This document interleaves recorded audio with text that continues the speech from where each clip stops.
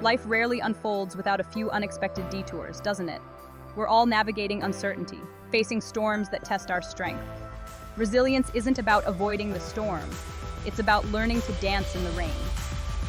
The world today throws a lot our way. We're bombarded with information, facing pressures, and often feeling like we're not enough. But we're wired for connection, courage, and resilience.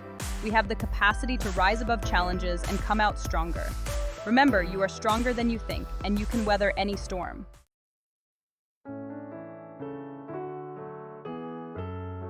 Gratitude. It's a word we hear often, but its power can be easy to underestimate. When we're facing tough times, it can feel almost impossible to find things to be grateful for.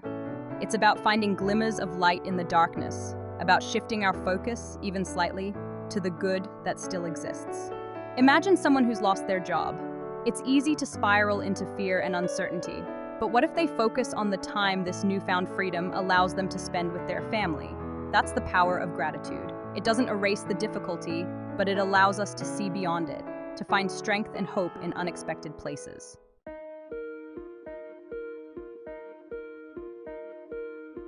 The benefits of gratitude aren't just anecdotal.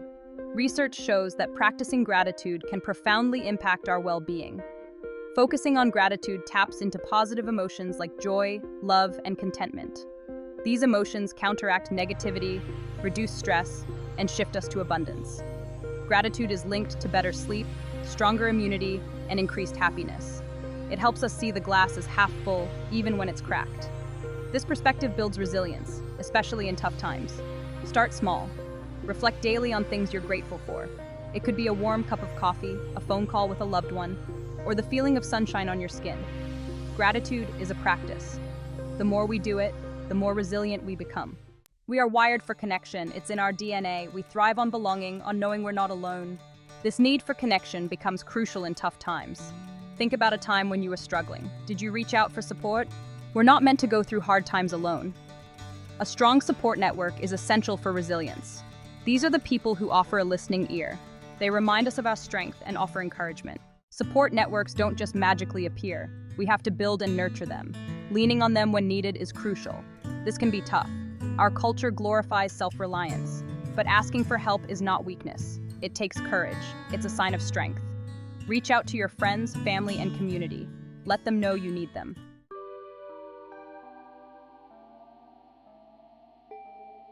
Life throws storms our way. It's inevitable. But what if I told you that we have the power to choose how we weather those storms? We can let them toss us around, leave us feeling battered and bruised, or we can find our anchor. That anchor, my friends, is mindfulness. It's about learning to be fully present in the moment, acknowledging our thoughts and feelings without judgment. Imagine a frantic day, deadlines looming, to-do list a mile long. It's easy to get swept away in the current of it all. But what if, instead of letting the chaos consume you, you took a few deep breaths? What if you focused on the feeling of your chest rising and falling, the gentle rhythm of your own breath? That's mindfulness in action. It's about finding that quiet space within, even amidst the external noise. And in that space, we find resilience.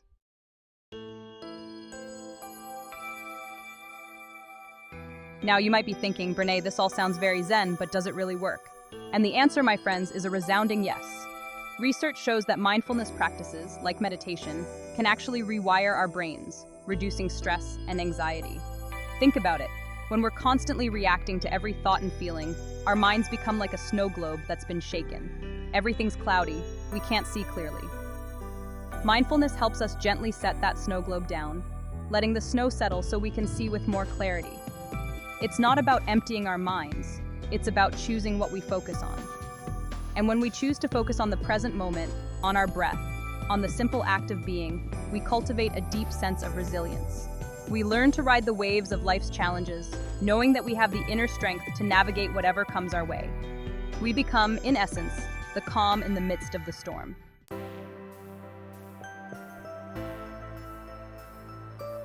We've all been there, facing a mountain of a challenge, feeling overwhelmed before we even begin. The key is to remember this. You don't have to climb the whole mountain in a day. In fact, trying to do so is a recipe for burnout and disappointment. Resilience isn't about superhuman feats. It's about taking one step at a time. It's about setting realistic goals, those bite-sized chunks of progress that feel attainable. Think of it like training for a marathon. You wouldn't expect to run 26 miles on day one, right? You start small, building endurance gradually. Maybe you walk a mile, then 2, then 5. Maybe you have a setback and need to rest for a day. That's okay. It's all part of the process. The important thing is to keep moving forward, even if it's just one small step at a time. Because those small steps, they add up. They build momentum, they create a sense of accomplishment that fuels our resilience.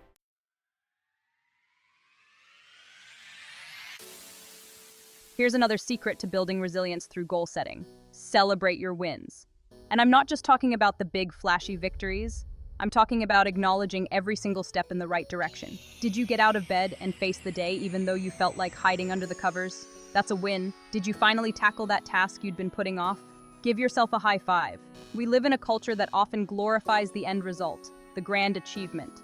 But true resilience lies in recognizing the courage it takes to keep going, even when it's hard. It's about honoring the small victories, those seemingly insignificant moments that demonstrate our strength and commitment. So give yourself permission to celebrate. Let those wins fuel your spirit, remind you of your resilience, and empower you to keep moving forward, one step at a time.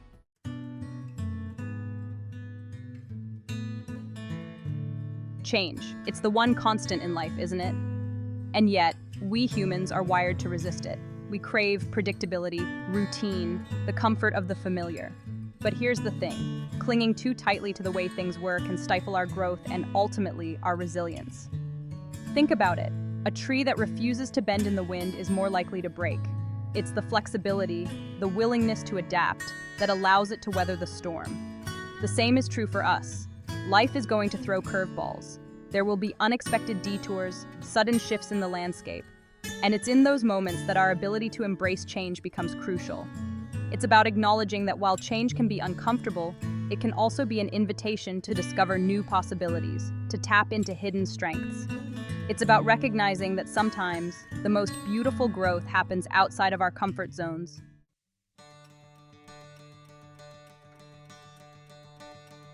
Now, I'm not suggesting that we should all become change junkies, constantly seeking upheaval. But I am suggesting a shift in perspective. What if, instead of meeting change with fear and resistance, we approached it with curiosity?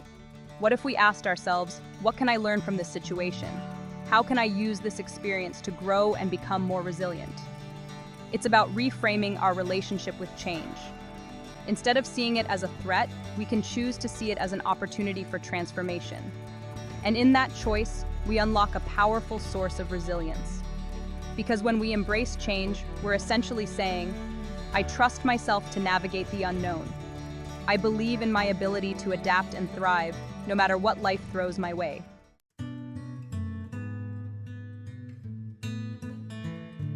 Life rarely goes exactly as planned. We hit roadblocks, face unexpected detours. It's in those moments that our problem-solving becomes crucial. It's about learning to navigate the tough stuff.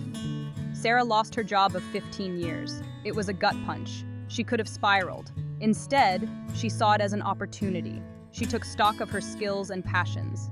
She thought outside the box. She started freelancing and built a successful business. That's the power of problem solving. It's about tapping into our resourcefulness and creativity. Embrace the unknown and find a way forward.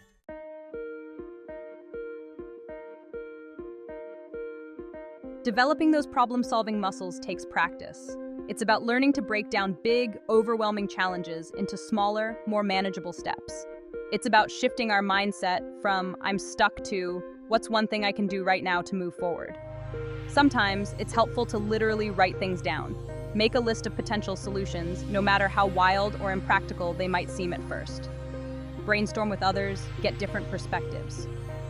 You'd be surprised what creative solutions emerge when we open ourselves up to possibilities. Remember, there's no one-size-fits-all answer. What works for one person might not work for another. It's about experimenting, trying different approaches, and learning from our setbacks.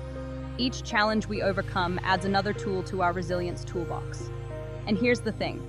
Sometimes the most powerful solutions come from the most unexpected places. So, be willing to get curious, to explore uncharted territory. You never know what you might discover about yourself, and your ability to navigate even the toughest storms.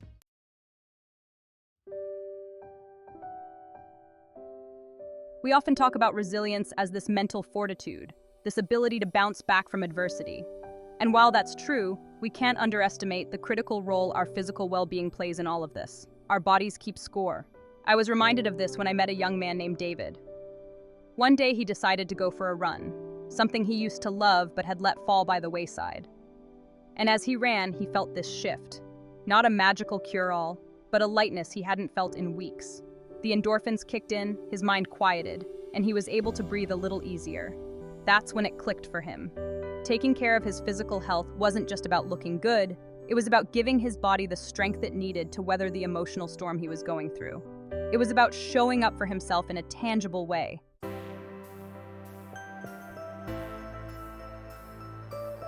Now, I'm not suggesting we all become marathon runners or health nuts overnight. It's about finding small, sustainable ways to incorporate movement and nourishment into our lives, especially during times of stress. Because here's the thing, when we feel physically stronger, we feel mentally stronger too. Start with a 20-minute walk in nature, noticing the sights and sounds around you. Fuel your body with nutritious foods that make you feel good. Get enough sleep, prioritize rest. These aren't luxuries, they're necessities. And when we make those choices, we send a powerful message to ourselves. I am worthy of care. I am strong enough to get through this. It's about building resilience from the inside out. Think of it this way. If you were going into battle, you'd want to make sure you had the strongest armor possible, right? Well, taking care of our physical health is like putting on that armor. It equips us to face whatever life throws our way. Life is a mixed bag, right? We experience joy, love, connection. But we also face hardship, loss, disappointment. It's about choosing to believe that even in the darkness, there is still light. I think about a woman I met, Maria, who was battling a serious illness. She had this incredible ability to find moments of joy, to appreciate the small things.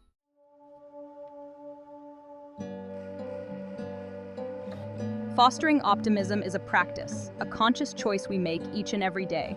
It's about shifting our focus from what's wrong to what's right, from what we've lost to what we still have.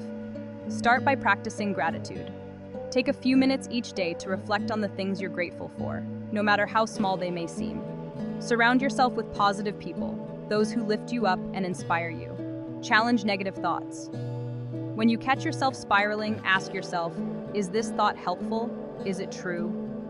Often we allow our fears to dictate our reality. Remember, optimism isn't about being happy all the time.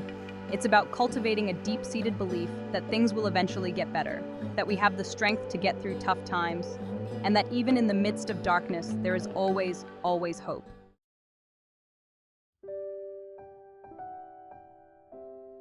We've talked a lot about the importance of support systems, about reaching out to our people when times get tough. But what happens when that feels impossible? What happens when the well feels dry or when shame and fear keep us from letting anyone in? This, my friends, is where seeking professional help becomes essential. And let me be clear, there is no shame in reaching out for professional guidance. In fact, it's an act of incredible courage. It takes guts to say, I'm struggling, and I need help navigating this. Think of it like this. If you were struggling with a physical ailment, you wouldn't hesitate to see a doctor. Mental and emotional well-being are no different. Therapists, counselors, they're like guides, offering us a safe space to unpack our burdens, explore our emotions, and develop healthy coping mechanisms.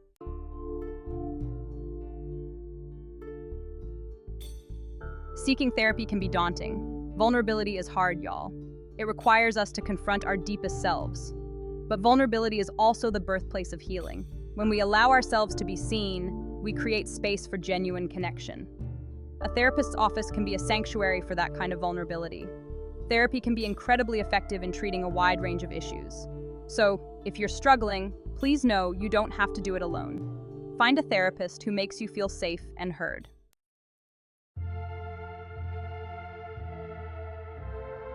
We've talked about the importance of building a supportive network, of having people in our corner who love and accept us, flaws and all.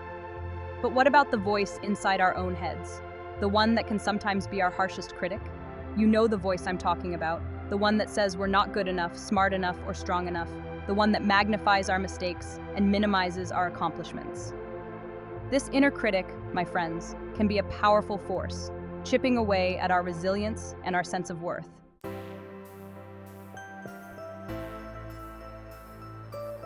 Self-compassion is not about letting ourselves off the hook or ignoring our flaws.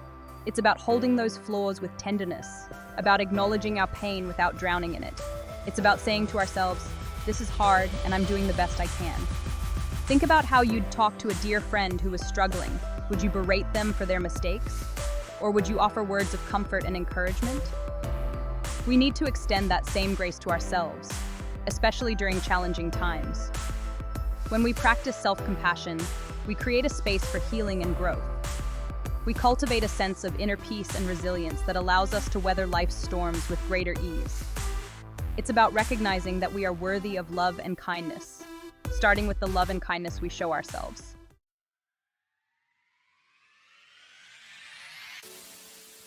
We've covered a lot of ground together, haven't we? From the power of gratitude and connection to the importance of mindfulness, self-care, and seeking support, we've explored 10 powerful strategies for building resilience in the face of life's inevitable challenges. And as we wrap up, I want to remind you of this. Resilience isn't about being invincible or immune to hardship. It's about learning to navigate the rough waters with courage, grace, and an open heart.